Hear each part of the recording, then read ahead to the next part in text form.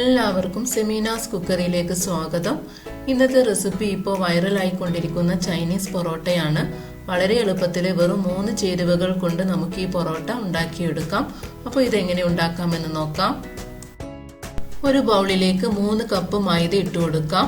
ഒരു cup 250 milli ആണ്. അപ്പോൾ 3 കപ്പ് മൈദ കൊണ്ട് 7 പൊറോട്ട ഉണ്ടാക്കിയെടുക്കാം. ഇനി ഇതിലേക്ക് ആവശ്യത്തിനുള്ള ഉപ്പ് ചേർത്തിട്ട് നന്നായിട്ടൊന്ന് മിക്സ് ചെയ്ത് കൊടുക്കാം. ഇനി ഇതിലേക്ക് ആവശ്യത്തിന് കുറേശ്ശെ വെള്ളം ഒഴിച്ചിട്ട് ഇതൊന്ന് കുഴച്ചെടുക്കാം. ടോട്ടൽ 1.25 കപ്പ് വെള്ളമാണ് ഞാൻ എടുത്തത്. അപ്പോൾ നിങ്ങൾ ആദ്യം തന്നെ 1.25 കപ്പ് വെള്ളം ഒഴിച്ചിട്ട് ഇത് കുഴച്ചെടുക്കരുത്, കുറേശ്ശെ ഒഴിച്ച് കുഴച്ചെടുത്താൽ മതി. ഇപ്പോൾ ഏകദേശം നന്നായിട്ടൊന്ന് കുഴച്ചെടുത്തിട്ടുണ്ട്. ഇനി കൗണ്ടർ ടോപ്പിൽ കുറച്ച് എണ്ണ തേച്ച് കൊടുത്തിട്ട് അതിൻ്റെ മുകളിലേക്ക് മാവ് വെച്ച് കൊടുക്കാം. ഇനി ഈ മാവ് നല്ല സോഫ്റ്റ് ആയി കിട്ടുന്നത് വരെ ഒന്ന് കുഴച്ചെടുക്കണം. അപ്പോൾ എത്രത്തോളം നന്നായിട്ട് നമുക്ക് കുഴച്ചെടുക്കാൻ പറ്റുന്നുവോ അത്രയും സോഫ്റ്റ് ആയിട്ട് കിട്ടും നമുക്ക് കിട്ടുന്ന പൊറോട്ട. അപ്പോൾ നല്ല രീതിയിൽ ഇതുപോലെ വലിച്ചെടുത്തിട്ട് കുഴച്ചെടുക്കാനായിട്ട് നോക്കുക.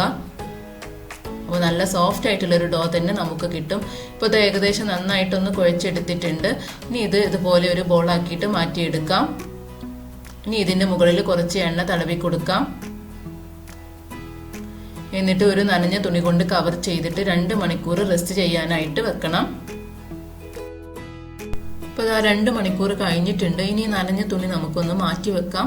നല്ല സോഫ്റ്റ് ആയിട്ടുള്ള മാവായിട്ട് നമുക്ക് കിട്ടിയിട്ടുണ്ട്. ഇനി ഇത് വീഡിയോയിൽ കാണുന്നത് പോലെ നല്ല നീളത്തിലൊന്ന് ഉരുട്ടിയെടുക്കാം. അപ്പോൾ എല്ലാ ഭാഗത്തും ഒരേ കനത്തിലാവാൻ പ്രത്യേകം ശ്രദ്ധിക്കണം.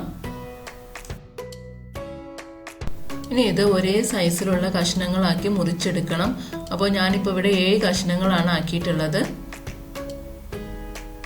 ഒരേ സൈസിലുള്ളതാവാനായിട്ട് നോക്കണം, എന്നാലേ പൊറോട്ട എല്ലാം ഒരേ സൈസായിട്ട് കിട്ടൂ. ഇനി ഓരോ കഷ്ണം എടുത്തിട്ട് വീഡിയോയിൽ കാണുന്നത് പോലെ ബോളാക്കി മാറ്റിയെടുക്കാം. അപ്പോൾ ഇങ്ങനെ ബോളാക്കി മാറ്റിയെടുക്കാൻ ബുദ്ധിമുട്ടാണെങ്കിൽ ഇതുപോലെ നീളത്തിൽ തന്നെ എടുത്താൽ മതി. ഇനി ബാക്കി എല്ലാ കഷ്ണങ്ങളും ഇതുപോലെ ബോളാക്കി മാറ്റിയെടുക്കാം. അപ്പോൾ ഇതെല്ലാം ബോൾസ് ആക്കിയിട്ട് എടുത്തിട്ടുണ്ട്. ഇനി ഇതിൻ്റെ മുകളിൽ എണ്ണ സ്പ്രെഡ് ചെയ്ത് കൊടുക്കാം.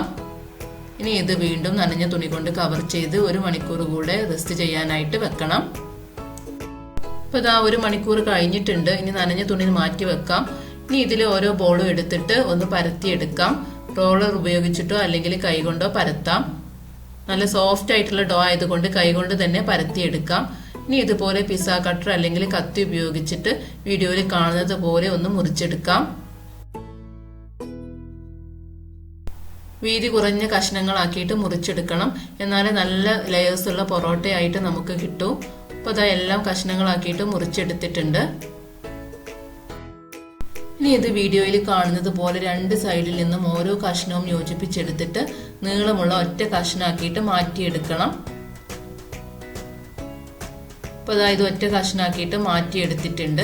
ഇനി ഇത് വീഡിയോയിൽ കാണുന്നത് പോലെ 2 സൈഡിൽ നിന്നും ഒന്ന് ചുരുട്ടിയെടുക്കണം. അപ്പോൾ ഒരേ സമയം നിങ്ങൾക്ക് 2 സൈഡിൽ നിന്നും ചുരുട്ടിയെടുക്കാൻ പറ്റുകയാണെങ്കിൽ അങ്ങനെ ചെയ്യാം.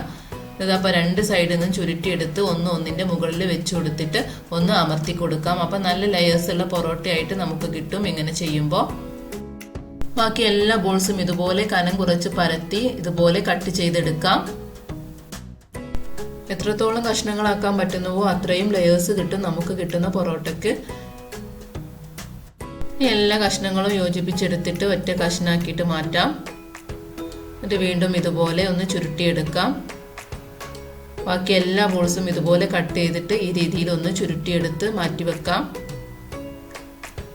ഇനി ഇതിൻ്റെ മുകളിൽ നമുക്ക് എണ്ണ തൂക്കി കൊടുത്തിട്ട് വീണ്ടും നനഞ്ഞ തുണി കൊണ്ട് കവർ ചെയ്തിട്ട് 15 മിനിറ്റ് കൂടെ ഒന്ന് റെസ്റ്റ് ചെയ്യാനായിട്ട് വെക്കണം. അപ്പോൾ 15 മിനിറ്റ് കഴിഞ്ഞിട്ടുണ്ട്. നനഞ്ഞ തുണി മാറ്റി വെക്കാം. ഇനി ഇതിലെ ഓരോ ബോളും എടുത്തിട്ട് നമുക്കിതൊന്ന് പരത്തിയെടുക്കാം. ഒന്നുകിൽ കൈകൊണ്ട് പരത്താം, അല്ലെങ്കിൽ റോളർ ഉപയോഗിച്ചിട്ട് ഒന്ന് പരത്തിയെടുക്കാം. അപ്പോൾ കോയിൻ പൊറോട്ട ഒക്കെ ഉണ്ടാക്കുന്ന ആ സൈസിൽ വേണം പരത്തിയെടുക്കാനായിട്ട്. അപ്പോൾ ഇത് പരത്തിയെടുത്തിട്ടുണ്ട്. ഇനി ഈ സൈസിൽ ബാക്കി എല്ലാ ബോൾസും ഇതുപോലെ ഒന്ന് പരത്തിയെടുക്കാം. ഒരു പാനിൽ കുറച്ച് ഓയിൽ തേച്ച് കൊടുക്കാം. ഓയിൽ നന്നായിട്ട് ചൂടായി വരുന്ന സമയത്ത് പൊറോട്ട ഇട്ട് കൊടുക്കാം. ഇനി ഇതിൻ്റെ മുകളിൽ കുറച്ച് ഓയിൽ തേച്ച് കൊടുക്കാം. ഇനി ഇതൊന്ന് മറിച്ചിട്ട് കൊടുക്കാം. കുറഞ്ഞ തീയിലിട്ടിട്ട് വേണം ഇത് കുക്ക് ചെയ്യാനായിട്ട്. കാരണം ഇത് കട്ടിയുള്ള പൊറോട്ടയാണ്. അപ്പോൾ കുറച്ച് സമയം എടുക്കും ഇത് നന്നായിട്ട് വെന്ത് കിട്ടാനായിട്ട്. അപ്പോൾ ഇടയ്ക്കിടയ്ക്ക് മറിച്ചിട്ട് കൊടുത്ത് കുറഞ്ഞ തീയിൽ വേവിച്ചെടുക്കണം. രണ്ട് സൈഡ് ഒരു ലൈറ്റ് ബ്രൗൺ നിറമായി വരുന്നത് വരെ നമുക്കിത് ഇടയ്ക്കിടയ്ക്ക് ഒന്ന് മറിച്ചിട്ട് കൊടുക്കാം. അപ്പോൾ ഇതാ ഒരു സൈഡ് ബ്രൗൺ നിറമായിട്ട് വന്നിട്ടുണ്ട്, ഏകദേശം നന്നായിട്ട് വെന്തിട്ടുണ്ട്. ഇനി മറ്റേ സൈഡും ഇതുപോലെ ഒന്ന് വേവിച്ചെടുക്കാം. ഇടയ്ക്കിടയ്ക്ക് എണ്ണ തേച്ച് കൊടുക്കണം. അപ്പോൾ അതാ രണ്ട് സൈഡും നന്നായിട്ട് തന്നെ ബ്രൗൺ നിറമായിട്ട് വന്നിട്ടുണ്ട്, നന്നായിട്ട് വെന്ത് കിട്ടിയിട്ടുണ്ട്.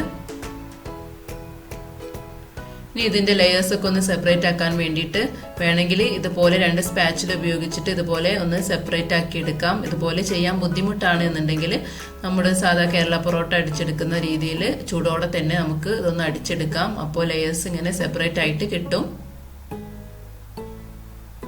അപ്പോൾ ഇതിൽ നോക്കുമ്പോൾ തന്നെ അറിയാം നല്ല ലെയേഴ്സ് ഉള്ള പൊറോട്ടയായിട്ട് നമുക്ക് കിട്ടിയിട്ടുണ്ട്. അപ്പോൾ എല്ലാവരും റെസിപ്പി ട്രൈ ചെയ്ത് നോക്കുമെന്ന് വിശ്വസിക്കുന്നു. അപ്പോൾ നമ്മുടെ ചാനൽ സബ്സ്ക്രൈബ് ചെയ്യാത്തവരുണ്ടെങ്കിൽ ഒന്ന് സബ്സ്ക്രൈബ് ചെയ്യുക. വീണ്ടും ഇതുപോലെ ഈസി ആയിട്ടുള്ളതും അതുപോലെ ടേസ്റ്റി ആയിട്ടുള്ളതുമായ റെസിപ്പിയുമായിട്ട് ഞാൻ വരുന്നതാണ്. താങ്ക്